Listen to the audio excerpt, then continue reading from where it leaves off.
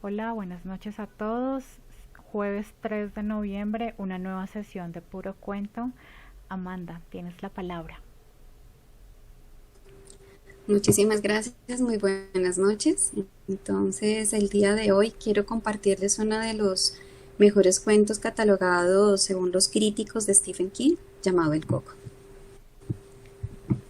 Recurro a usted porque quiero contarle mi historia, dijo el hombre acostado sobre el diván del doctor Harper. El hombre era Lester Billings, de Waterbury, Connecticut.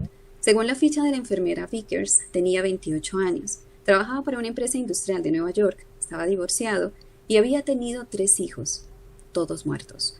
No puedo recurrir a un cura porque no soy católico. No puedo recurrir a un abogado porque no he hecho nada que deba consultar con él. Lo único que hice fue matar a mis hijos, de uno en uno. Los maté a todos. El doctor Harper puso en marcha el magnetófono. Billings estaba duro como una estaca sobre el diván, sin darle un ápice de sí. Sus pies sobresalían, rígidos por el extremo. Era la imagen de un hombre que se sometía a una humillación necesaria. Tenía las manos cruzadas sobre el pecho, como un cadáver.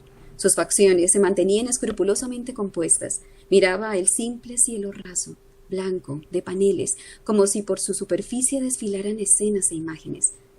¿Quiere decir que los mató realmente o no? Un movimiento impaciente de la mano. Pero fui el responsable. Denny en 1967, Cheryl en 1971 y Andy este año. Quiero contárselo. El doctor Harper no dio nada. Le pareció que Billings tenía un aspecto demacrado y envejecido. Su cabello raleaba, su tez estaba pálida, sus ojos encerraban todos los secretos miserables del whisky. Fueron asesinados, ¿entiende? Pero nadie lo cree. Si lo creyeran, todo se arreglaría. ¿Por qué? Porque Billy se interrumpió y se irguió bruscamente sobre los codos, mirando hacia el otro extremo de la habitación. ¿Qué es eso? Bramó. Sus ojos se habían entrecerrado reduciéndose a 2 tajos oscuros. ¿Qué es qué? Esa puerta. Ah, el armario empotrado, respondió el doctor Harper, donde cuelgo mi abrigo y dejo mis chanclos. Ábralo. Quiero ver lo que hay dentro. El doctor Harper se levantó en silencio, atravesó la habitación y abrió la puerta. Dentro, una gabardina marrón colgaba de una de las 4 o 5 perchas. Abajo había un par de chanclos, relucientes. Dentro de uno de ellos había un ejemplar cuidadosamente doblado del New York Times. Eso era todo. ¿Conforme? Preguntó el doctor Harper. Sí. Willis dejó de apoyarse sobre los codos y volvió a la posición anterior. Decía, manifestó el doctor Harper mientras volvía a su silla, que si pudiera probar el asesinato de sus 3 hijos, todos sus problemas se solucionarían. ¿Por qué? Me mandarían a la cárcel, explicó Billings inmediatamente, para toda la vida. Y en una cárcel uno puede ver todo lo que hay dentro de todas las habitaciones. Todas las habitaciones. Sonrió a la nada. ¿Cómo fueron asesinados sus hijos? No trate de arrancármelo por la fuerza. Billy se volvió y miró a Harper con una expresión aviesa. Se lo diré, no se preocupe. No soy uno de esos chalados que se pasean por el mundo y pretenden ser Napoleón o que justifican haberse aficionado a la heroína porque la madre no los quería. Sé que no me creerá, no me interesa, no me importa. Me bastará con contárselo. Muy bien. El doctor Harper extrajo su pipa. Me casé con Rita en 1965. Yo tenía 21 años y ella 18. Estaba embarazada. Ese hijo fue Danny. Sus labios se contorsionaron para formar una sonrisa conmosa, grotesca, que desapareció en un abrir y cerrar de ojos. Tuve que dejar la universidad y buscar empleo, pero no me importó. Los amaba a los dos. Éramos muy felices. Rita volvió a quedar embarazada poco tiempo después del nacimiento de Danny y Cheryl vino al mundo en diciembre de 1966. Andy nació en el verano de 1969, cuando Danny ya había muerto. Andy fue un accidente, eso dijo Rita. Aseguro que a veces los anticonceptivos fallan. Yo sospecho que fue más que un accidente. Los hijos atan al hombre, usted sabe. Eso les gustan a las mujeres, sobre todo cuando el hombre es más inteligente que ellas, ¿no le parece? Harper emitió un gruñido neutro. Pero no importa, a pesar de todo los quería. Lo dijo casi con un tono casi vengativo, como si hubiera amado a los niños para castigar a su esposa. ¿Quién mató a los niños? Preguntó Harper. El Coco, respondió inmediatamente Lester Billings. El Coco los mató a todos. Sencillamente salió del armario y los mató. Se volvió y sonrió. Claro, usted cree que estoy loco, lo leo en su cara, pero no me importa. Lo único que deseo es desahogarme e irme.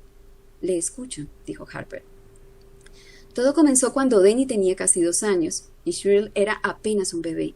Denny empezó a llorar cuando Rita lo tenía en la cama. Verá, teníamos un apartamento de 2 dormitorios. Cher dormía en una cuna, en nuestra habitación. Al principio pensé que Denny lloraba porque ya no podía llevarse el biberón a la cama. Rita dijo que no nos obstináramos, que tuviéramos paciencia, que le diéramos el biberón y que él ya lo dejaría solo. Pero así es como los chicos se echan a perder. Si eres tolerante con ellos, la crías. Después te hacen sufrir. Se dedican a violar chicas, ¿sabe? O empiezan a drogarse. O se hacen maricas. Se imagina lo horrible. Una mañana descubrir que su chico, su hijo varón, es marica.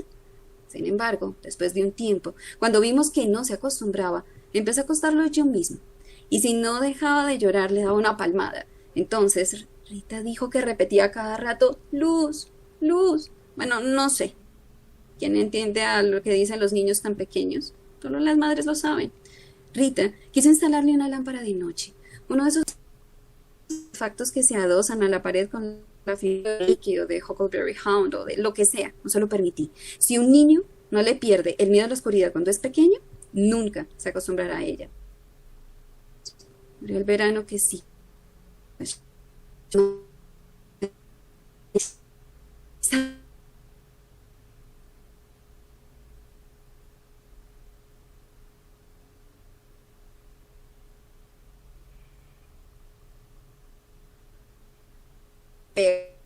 Un par de bofetadas que me se le había enseñado.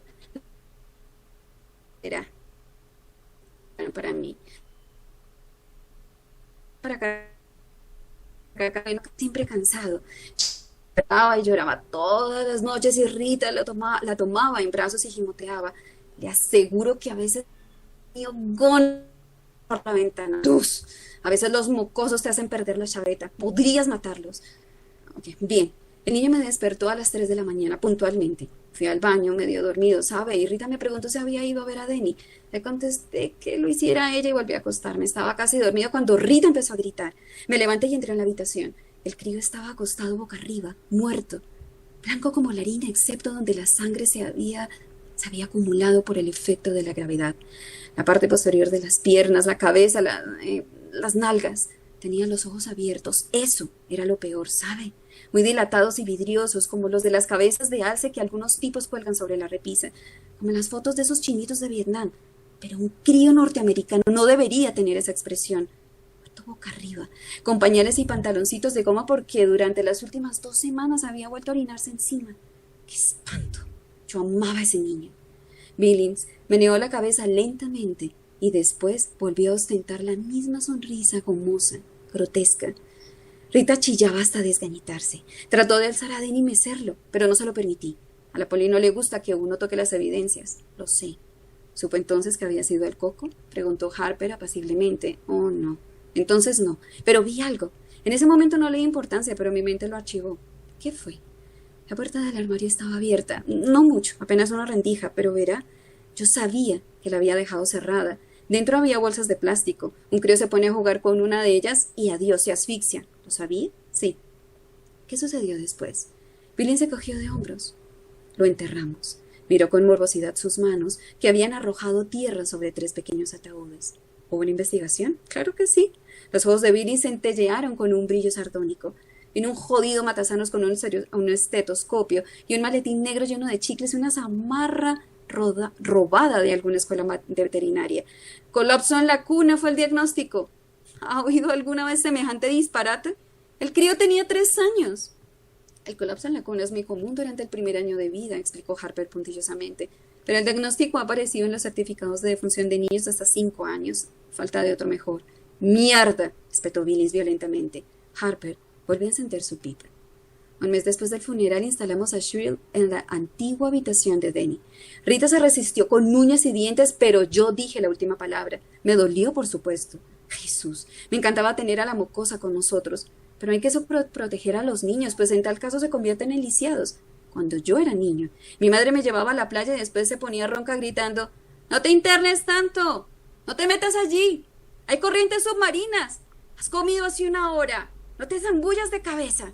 Le juro por Dios, que incluso me decía que me cuidara de los tiburones. ¿Y cuál fue el resultado? Que ahora ni siquiera soy capaz de acercarme al agua. Es verdad.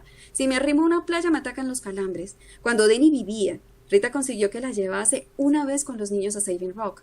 Se me descompuso el estómago. Lo sé, ¿entiende? No hay que sobreproteger a los niños. Y uno tampoco debe ser complaciente consigo mismo. La vida continúa. Cheryl pasó directamente a la cuna de Denny. Claro que arrojamos el colchón viejo a la basura. No quería que mi pequeña se llenara de microbios. Así transcurrió un año y una noche.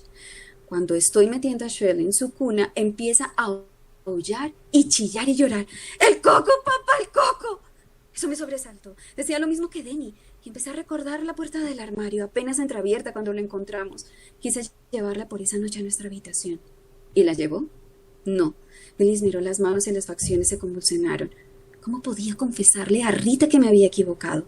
Tenía que ser fuerte. Ella había sido siempre una marioneta. Recuerde con cuánta facilidad se acostó conmigo cuando aún no estábamos casados. Por otro lado, dijo Harper, recuerde con cuánta facilidad usted se acostó con ella. Billis, que estaba cambiando la posición de sus manos, se puso rígido y volvió lentamente la cabeza para mirar a Harper. ¿Pretende tomarme el pelo? Claro que no, respondió Harper. Entonces deja que lo cuente a mi manera, espetó Billings. Estoy aquí para desahogarme, para contar mi historia. No hablaré de mi vida sexual, si eso es lo que usted espera. Rita y yo hemos tenido una vida sexual muy normal, sin perversiones. Sé que a algunas personas les excita hablar de eso, pero no soy una de ellas. De acuerdo, asintió Harper. De acuerdo, repitió Billings con ofuscada arrogancia. Parece haber perdido el hilo de sus hilos y de sus pensamientos, y sus ojos se desviaron, inquietos, hacia la puerta del armario que estaba herméticamente cerrada. ¿Prefiere que la abra?, preguntó Harper. No, se apresuró a exclamar Billings. Con una risita nerviosa. ¿Qué interés podría tener en ver sus chanclos? Y después de una pausa dijo, el coco la mató también a ella. Se frotó la frente como si fuera ordenando sus recuerdos. Un mes más tarde. Pero antes sucedió algo más. Una noche oí un ruido ahí adentro, y después Cheryl gritó. Abrí muy rápidamente la puerta. La luz del pasillo estaba encendida y ella estaba sentada en la cuna llorando, y algo se movió. En las sombras, junto al armario, algo se deslizó. ¿La puerta del armario estaba abierta? Un poco, solo una rendija. Billings se humedeció los labios. Cheryl hablaba a gritos del coco, y dijo algo más que sonó como garras. Solo que ella dijo galas, ¿sabe? A los niños les resulta difícil pronunciar la R. Rita vino corriendo y preguntó qué sucedía. Le contesté que le habían asustado las sombras de las ramas que se movían en el techo. ¿Galochas?, preguntó Harper. ¿Ah? Galas, galochas, son una especie de chanclos. Quizás había visto las galochas en el armario y se refería a eso. Quizá, murmuró Billings. Quizás se refería a eso, pero yo no lo creo. Me pareció que decía garras. Sus ojos empezaron a buscar otra vez la puerta del armario. Garras, largas garras. Su voz se había reducido a un susurro. ¿Miró dentro del armario? Sí, las manos de Billy estaban fuertemente entrelazadas sobre su pecho, tan fuertemente que se veía una luz blanca en cada nudillo. ¿Había algo adentro? No vi nada, chilló Billy de súbito, y las palabras brotaron atropelladamente como si hubieran arrancado un corcho negro del fondo de su alma. Cuando murió, la encontré yo, ¿verdad? Estaba negra, completamente negra. Se había tragado la lengua y estaba negra como una negra de un espectáculo de negros y me miraba fijamente. Sus ojos parecían los de un animal embalsamado, muy brillantes y espantosos, como canicas vivas, como si estuvieran diciendo: me pilló, papá. Tú me dejaste que me pillara. Tú me mataste. Tú le ayudaste a matarme. Su voz se apagó gradualmente. Un solo lagrimón silencioso se deslizó por su mejilla. Fue una convulsión cerebral, ¿sabe? A veces le sucede a los niños. Una mala señal del cerebro. Le practicaron la autopsia en Hartford y nos dijeron que se había asfixiado al tragarse la lengua durante una convulsión. Y yo tuve que volver solo a casa, porque Rita se quedó allí bajo el efecto de los sedantes. Estaba fuera de sí. Tuve que volver solo a casa. Y sé que a un crío no le atacan las convulsiones por una alteración cerebral. Las convulsiones pueden ser el producto de un susto. Y yo tuve que volver solo a la casa donde estaba eso. Dormí en el sofá, susurró, con la luz encendida. ¿Sucedió algo? Tuve un sueño, contestó Billings. Estaba en una habitación oscura y había algo que yo no podía ver bien. Estaba en el armario. Hacía un ruido viscoso. Me recordaba un cómic que había leído en mi infancia, Cuentos de la Cripta. ¿Lo conoce? Jesús. He llamado Graham Ingalls, capaz de invocar a los monstruos más abominables del mundo y a algunos de otros mundos. De todos modos, En este relato, una mujer ahogaba a su marido, ¿entiende? Le ataba unos bloques de cemento a los pies y lo arrojaba a una cantera inundada, pero él volvía. Estaba totalmente podrido y de color negro verdoso, y los peces le habían devorado un ojo y tenía algas enredadas en el pelo. Volvía y la mataba, y cuando me desperté en mitad de la noche pensé que lo encontraría inclinándose sobre mí, con garras, largas garras. El doctor Harper consultó su reloj digital embutido en su mesa. Lester Billings estaba hablando desde hacía casi media hora. Cuando su esposo volvió a casa, dijo: ¿Cuál fue su actitud respecto a usted? Aún me amaba, respondió Billings orgullosamente. Seguía siendo una mujer sumisa. Ese es el deber de la esposa, ¿no le parece? La liberación femenina solo sirve para aumentar el número de chalados. Lo más importante es que cada cual sepa su lugar, su sitio en la vida. ¡Eso! Billings hizo chasquear los dedos. Y la mujer debe seguir al marido. Durante los primeros 4 o 5 meses que siguieron a la desgracia, estaba bastante mustia. Arrastraba los pies por la casa, no cantaba, no veía la televisión, no reía. Yo sabía que se sobrepondría. Cuando los niños son tan pequeños, uno no llega a encariñarse tanto. Después de un tiempo hay que mirar su foto para recordar cómo eran. Exactamente. Quería otro bebé, agregó con tono lúgubre. Le dije que era una mala idea. No de forma definitiva, sino por un tiempo. Le dije que era hora de que nos conformáramos y empezáramos a disfrutar el uno del otro. Antes nunca habíamos tenido la oportunidad de hacerlo. Si queríamos ir al cine, teníamos que buscar una babysitter. No podíamos ir a la ciudad a ver un partido de fútbol si los padres de ella no aceptaban cuidar a los críos, porque mi madre no quería tener tratos con nosotros. Denny había nacido demasiado poco tiempo después de que nos casamos, ¿entiende? Mi madre dijo que Rita era una zorra, una vulgar trotacalla. ¿Qué le parece? Una vez me hizo sentar y me recitó la lista de enfermedades que podía pescarme si me acostaba con una prostituta. Me explicó cómo un día apareció una llaguita en el pene y al día siguiente se estaba pudriendo. Ni siquiera aceptó venir a la boda. Billings tamborileó con los dedos sobre su pecho. El ginecólogo de Rita le vendió un chisme llamado DIU, dispositivo intrauterino. Absolutamente seguro, dijo el médico. Bastaba insertarlo en el aparato femenino y listo. Si hay algo allí, el óvulo no se fecunda. Ni siquiera se nota. Ni siquiera sabes que está allí. Y al año siguiente volvió a quedar embarazada. Vaya seguridad absoluta. Ningún método anticonceptivo es perfecto, explicó Harper. La píldora solo lo es en el 98% de los casos. El DIU puede ser expulsado por contracciones musculares, por un fuerte flujo menstrual y en casos excepcionales durante la evacuación. Sí, o la mujer se lo puede quitar. Es posible. ¿Y entonces qué? Empieza a tejer prendas de bebé, canta bajo la ducha y come encurtidos como una loca. Se sienta sobre mis rodillas y dice que debe ser la voluntad de Dios. ¡Mierda! El bebé nació al finalizar el año que siguió la muerte de Cheryl. Exactamente, un varón. Le llamó Andrew Lester Billings. Yo no quise tener nada que ver con él, por lo menos al principio. Decidí que puesto que ella había armado el jaleo, tenía que apañársela sola. Sé que esto puede parecer brutal, pero no olvide cuánto había sufrido yo. Sin embargo, terminé por cobrarle cariño, ¿sabe? Para empezar, era el único de la camada que se parecía a mí. Denny guardaba parecido con su madre, y Shirley no se había parecido a nadie excepto tal vez a la abuela Ann. Pero Andy era idéntico a mí. Cuando volvía de trabajar iba a jugar con él. Me cogía solo con el dedo y sonreía y gorgoteaba. A las 9 semanas ya sonreía como su papá. ¿Cree lo que le estoy contando? Y una noche, hete aquí que salgo de una tienda con un móvil para colgar sobre la cuna del crío. Yo siempre he pensado que los críos no valoran los regalos hasta que tienen edad suficiente para dar las gracias. Pero ahí estaba yo, comprándole un chisme ridículo, y de pronto me di cuenta de que lo quería más que a nadie. Ya había conseguido un nuevo empleo muy bueno, vendía taladros de la firma Cloth & Sons, había prosperado mucho y cuando Andy cumplió un año nos mudamos a Waterbury. La vieja casa tenía demasiados malos recuerdos y demasiados armarios. El año siguiente fue el mejor para nosotros, daría todos los dedos de la mano derecha por poder vivirlo de nuevo. Aún había guerra en Vietnam y los hippies seguían paseándose desnudos y los negros vociferaban mucho, pero nada de eso nos afectaba. Vivíamos en una calle tranquila, con buenos vecinos. Éramos felices, resumió sencillamente. Un día le pregunté a Rita si no estaba preocupada. Usted sabe, dicen que no hay 2 sin 3. Contestó que eso no se aplicaba a nosotros, que Andy era distinto, que Dios lo había rodeado con un círculo mágico. Billings miró al techo con expresión morbosa. El año pasado no fue tan bueno. Algo cambió en la casa. Empecé a dejar los chanclos en el vestíbulo porque ya no me gustaba abrir la puerta del armario. Pensaba constantemente, ¿y qué hará si está ahí adentro? Agazapado y listo para abalanzarse apenas abría la puerta. y empecé a imaginar que oía ruidos extraños, como si algo negro y verde y húmedo se estuviera moviendo apenas, ahí adentro. Rita me preguntaba si no trabajaba demasiado y empecé a insultarla como antes. Me revolvía el estómago dejarlos solos para ir a trabajar, pero al mismo tiempo me alegraba salir. Que Dios me ayude, me alegraba salir. Verá, empecé a pensar que nos había perdido durante un tiempo cuando nos mudamos.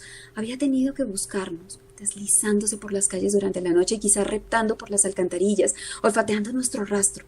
Necesitó un año, pero nos encontró. Ha vuelto, me dije. Le apetece a Andy y le apetezco yo. Empecé a sospechar que quizás si piensas mucho en algo y crees que existe, termina por corporizarse. Quizá todos los monstruos con los que nos asustábamos cuando éramos niños, Frankenstein y el hombre lobo y la momia, existían realmente. Existían en la medida suficiente para matar a los niños que aparentemente habían caído en un abismo o se habían ahogado en un lago, tan solo se habían desaparecido. Quizá. ¿Se está evadiendo de algo, señor Billings? Billings permaneció un largo rato callado. En el reloj digital pasaron 2 minutos. Por fin dijo bruscamente: Andy murió en febrero. Rita no estaba en casa. Había recibido una llamada de su padre. Su madre había sufrido un accidente de coche un día después de Año Nuevo y creían que no se salvaría. Esa misma noche, Rita cogió el autobús. Su madre no murió, pero estuvo mucho tiempo, 2 meses, en la lista de pacientes graves. Yo tenía una niñera excelente que estaba con Andy durante el día, pero por la noche nos quedábamos solos y las puertas de los armarios porfiaban en abrirse. Billy se humedeció los labios. El niño dormía en la misma habitación que yo. Es curioso, además. Una vez cuando cumplió 2 años, Rita me preguntó si quería instalarlo en otro dormitorio. Spock u otro de esos charlatanes sostiene que es malo que los niños duerman con los padres, ¿entiende?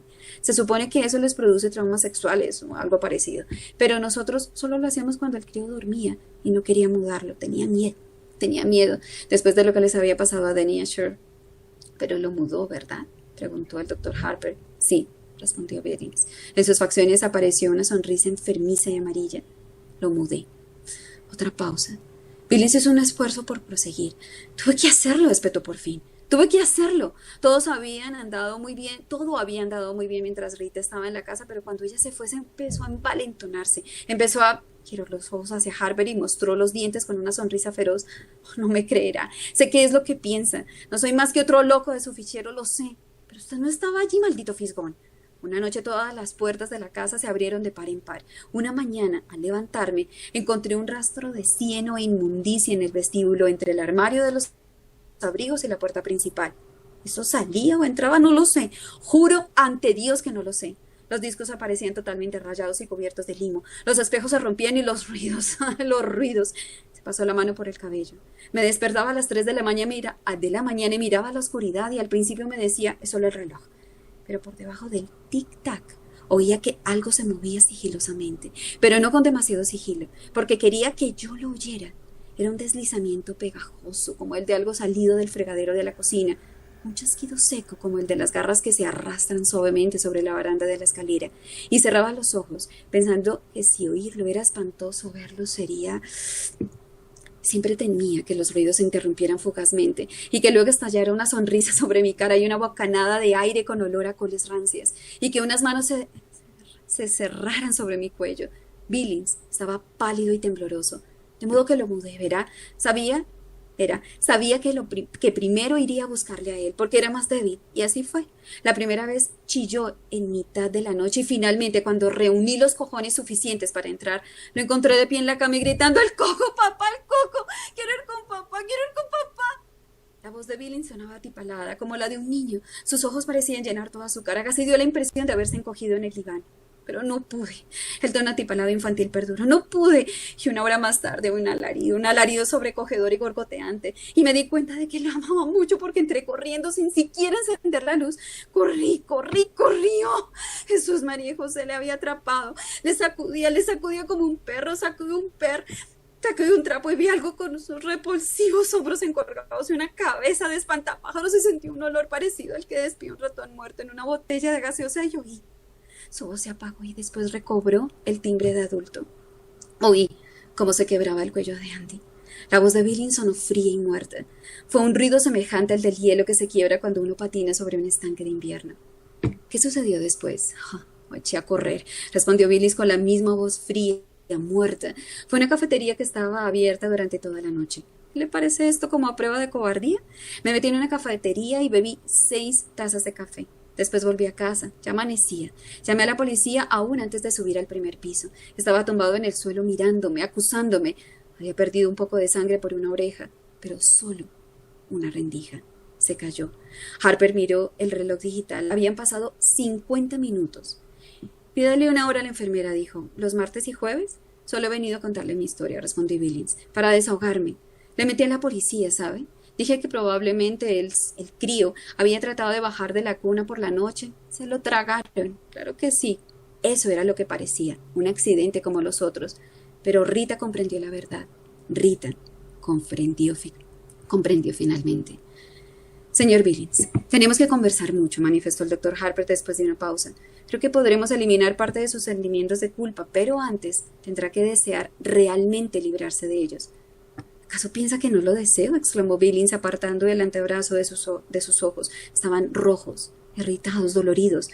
Aún no, prosiguió a Harper afablemente. ¿Los martes y jueves? Maldito curandero, masculló Billings después de un largo silencio. Está bien, está bien. Pídale hora a la enfermera, señor Billings. Adiós. Billings soltó una risa hueca y salió rápidamente de la consulta, sin mirar atrás. La silla de la enfermera estaba vacía. Sobre el secante del escritorio había un cartelito que decía «Vuelvo enseguida». Billings se volvió y entró nuevamente en la consulta. «Doctor, su enfermera...» Pero la puerta del armario estaba abierta, solo una pequeña rendija.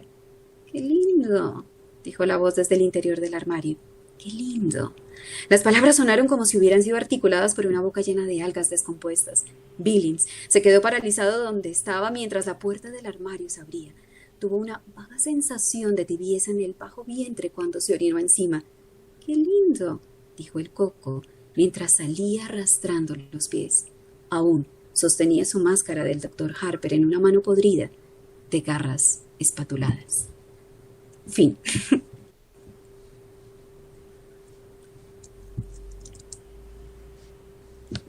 Se terminó el cuento.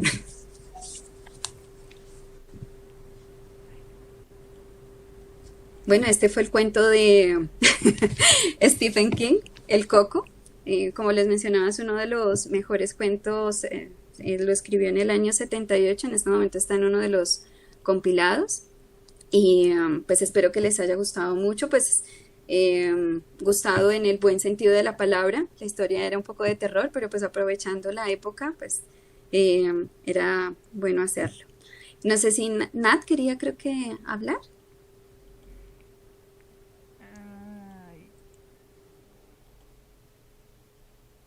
No, como siempre, muchísimas gracias por tu lectura tan sensorial, tan envolvente. Qué lástima que se haya acabado el cuento. Uno se queda con ganas de más. Y excelente. Muchísimas gracias por compartirlo. Me parece un muy buen cierre para lo que ya a puerta se acabó de octubre. Muchas gracias, Nati. Sí, daba justo como para la época, finalización de octubre, comienzo de noviembre, un cuento que realmente en su momento dejó como, como atrapados a muchos con ese miedo. Incluso han tratado de realizarse unas versiones cinematográficas. Desconozco si finalmente se hizo. El título en inglés se llama The Boogeyman. Decían Mm, que sí lo iban a hacer, pero no, ujú. no me es muy...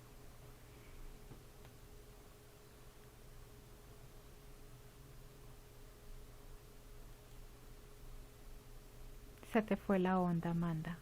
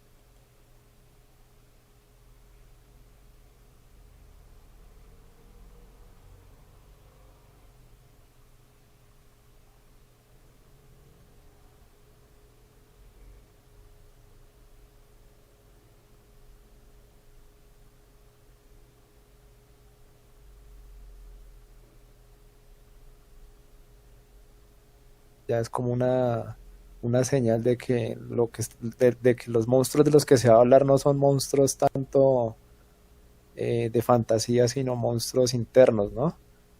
Entonces, pues no sé si el Coco, pues al final el hecho de que el Coco se le aparezca en el consultorio no sea sino una señal de, pues de la locura del hombre, ¿no? Al final como que sí fue el del que quien de pronto mató a los hijos y obviamente se lo achacaba a un ser imaginario para poder como librarse de la culpa.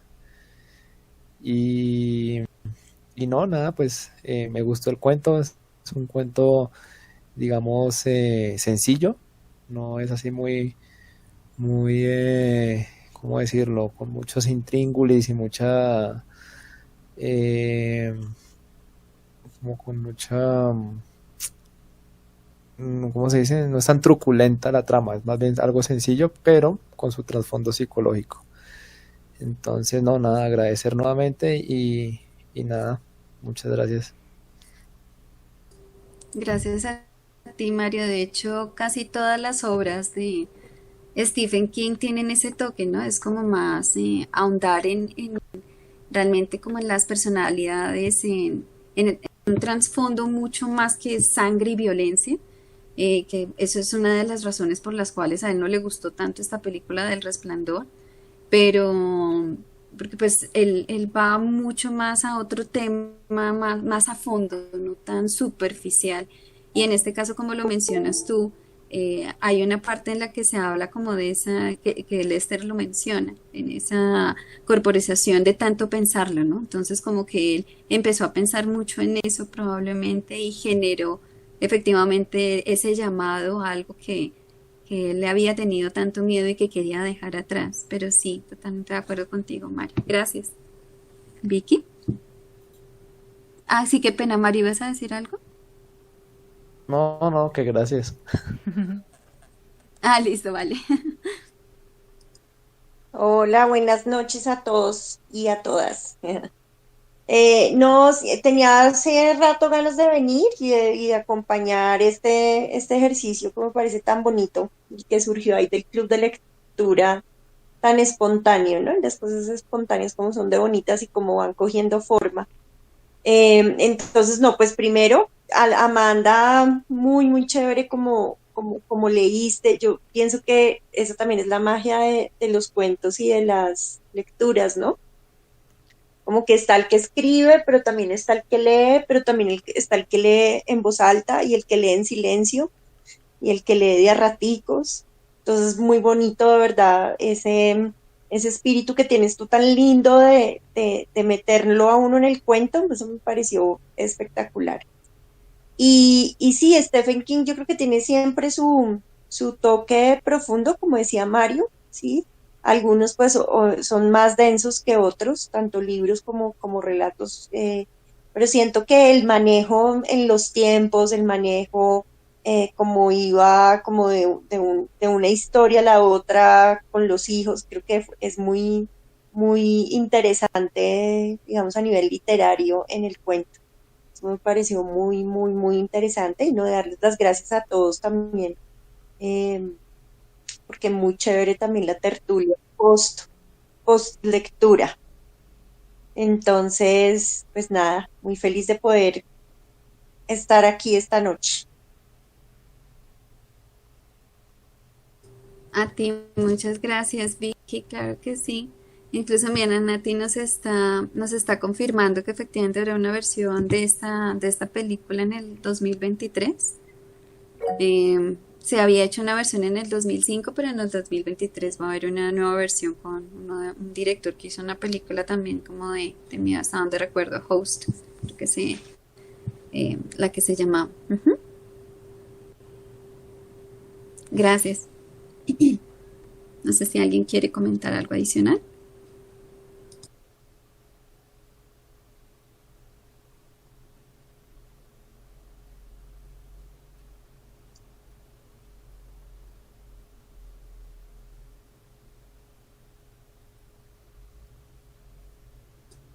Sí, María Eugenia, cuéntanos. No, en realidad no voy a comentar sino algo, sino que quisiera que Mauricio nos comentara cómo le pareció. Es decir, su interpretación y su concepto del cuento y de la lectura, que es que la lectura hace parte de la maravilla de hoy.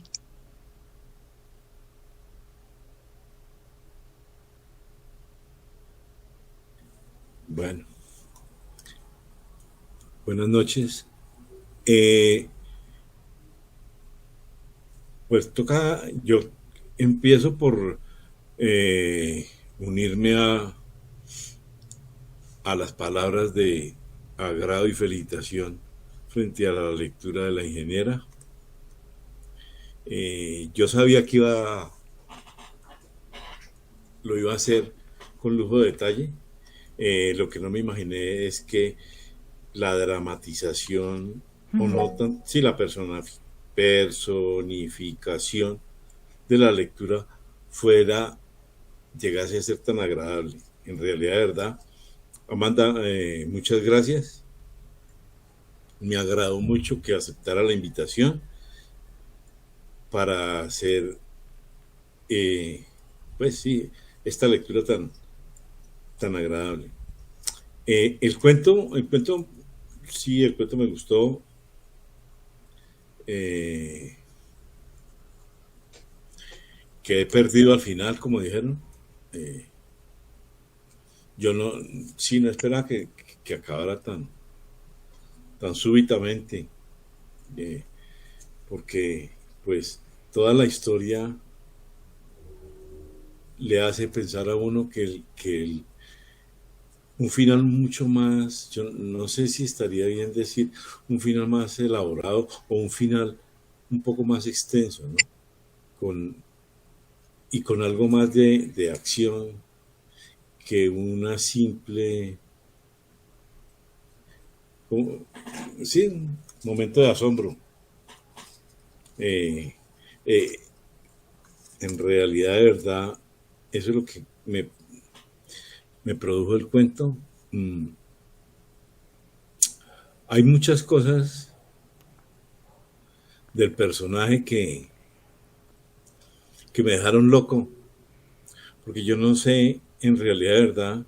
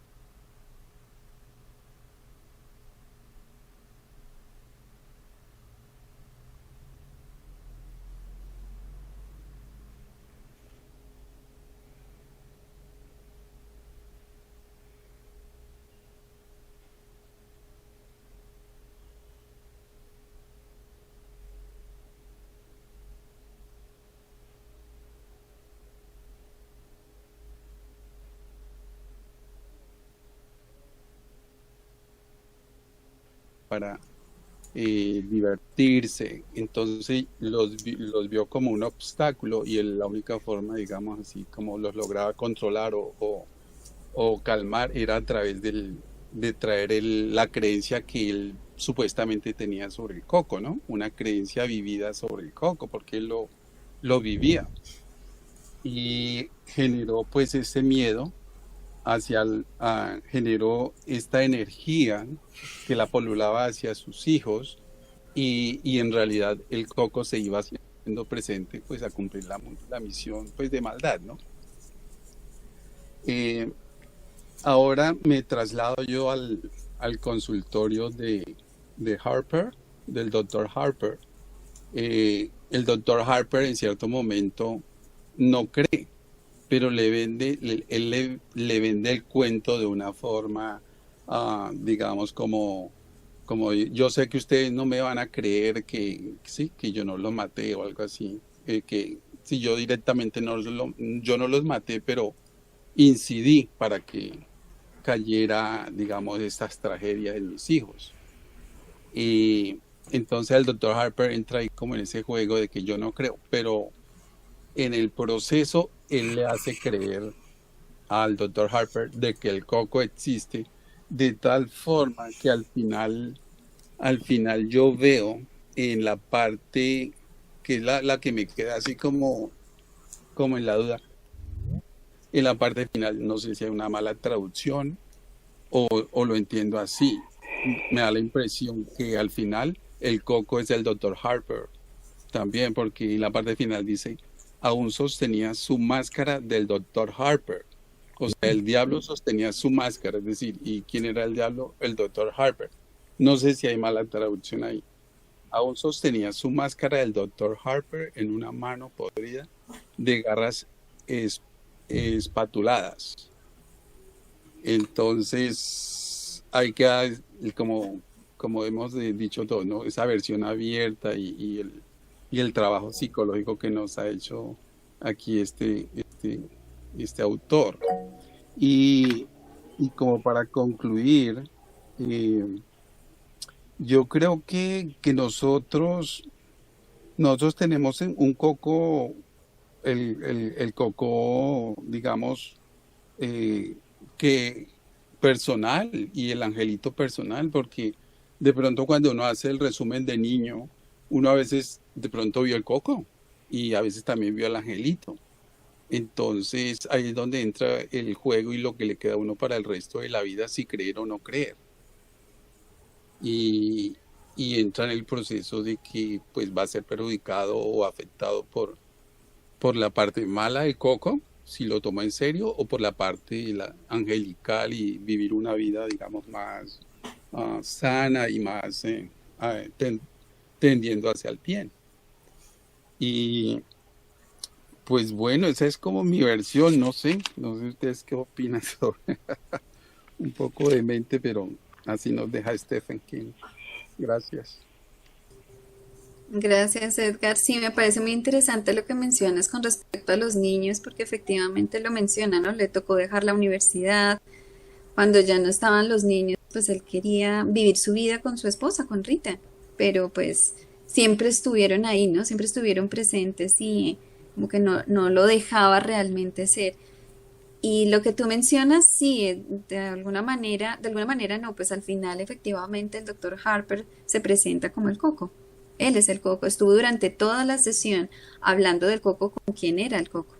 Y este personaje por eso hablaba como de ese contraste entre este personaje en teoría maléfico, pero que hacía aterrizar algunos comentarios que el mismo Lester hacía. Entonces es como esa dualidad de lo que representaba este personaje y todo lo que tú mencionas también, un aporte muy valioso. Muchísimas gracias, Edgar.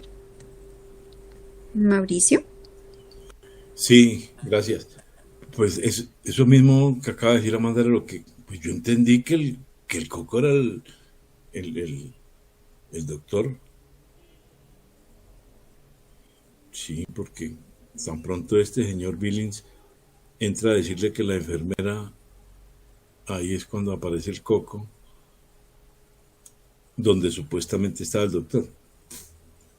Y además de eso, el texto mismo lo dice, aún sostenía su máscara del doctor Harper en una mano podrida de garras espatuladas. Sí, yo siempre pensé que, así lo interpreté desde un comienzo, pues, que el coco era el ¿qué? El doctor. Gracias. Gracias, sí. Tal que ahoritica, pensando de acuerdo con lo que tú dices, esta siempre también fue mi interpretación que ella haya sido. Pero ahora que lo pienso, desconozco si es que el coco finalmente llegó ¿qué?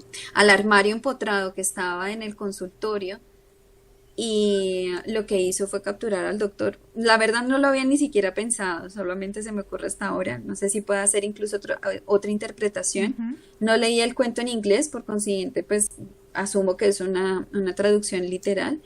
Um, pero no sé si también se pudiera presentar como para esa interpretación de que el coco llegó al consultorio a través de, a lo que lo estaba olfateando, llegó al consultorio a través de este armario, capturó al que era el doctor y pues tenía digamos que la imagen del rostro. Sin embargo, pues ahí lo dice es que eh, digamos que la traducción habla de la máscara, y si yo veo la máscara entendería bajo ese punto de vista que realmente el coco era el doctor.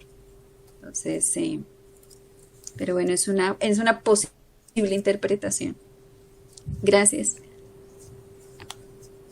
Ah, mira, aquí Mario nos comparte, como dijo Alan Moore From Hell, no subestimes a los dioses solo porque existen en nuestra mente, pues es allí donde guardan toda su grandeza y monstruosidad.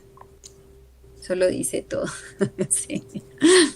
Y mucho más en esa relación que Mario sí nos hizo ver que pues era un doctor, ¿no? Un doctor que pues hacía ver muchísimas cosas, pero no significa que esas grandes mentes eh, sea solamente bondad, sino ahí también puede caer toda su grandísima monstruosidad y de hecho tenemos muchos personajes muy inteligentes que así mismo así son unos grandes monstruos en la historia de toda la humanidad, así que totalmente de acuerdo. Gracias, Mario.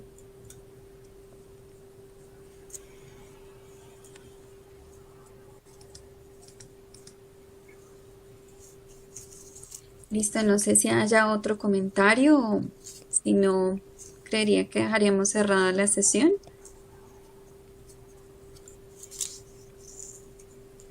Igual pues les agradezco muchísimo a todos los comentarios. Eh, Espero que igual la historia, como lo dicen, probablemente el final no era, como que uno esperaba un poco más, sin embargo ese final me parece que le da a uno como para interpretar algo un poco más allá de cuál es esa, qué es lo que probablemente se merecía, cuál va a ser el final de nuestro protagonista, de Lester.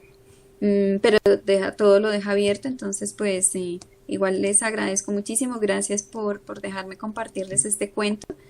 Y pues me contactaré también con Mauricio para revisar entonces los pasajes que ustedes me estaban indicando.